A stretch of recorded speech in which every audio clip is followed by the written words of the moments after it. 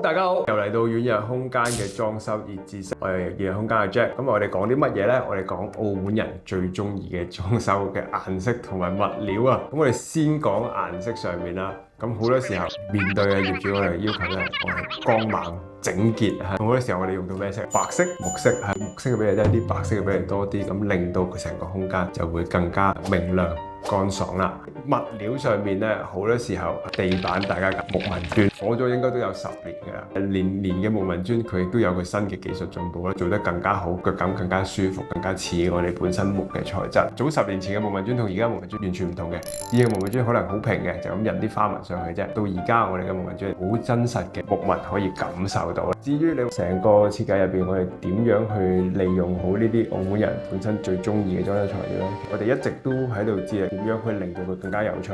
近呢幾年其實就係白色、木色亦都有唔同嘅變化，多咗奶油風，更加溫柔。以上呢幾點啊，俾你參考下。裝修嘅時候亦都可以睇睇你朋友嘅屋企。我哋遠洋空間，我哋下次見。想喺新年住新屋，諗下親戚朋友嚟拜年都開心啊！而家就開始預約設計，保證年前完工。旺季裝修早籌謀，細節落實唔使愁。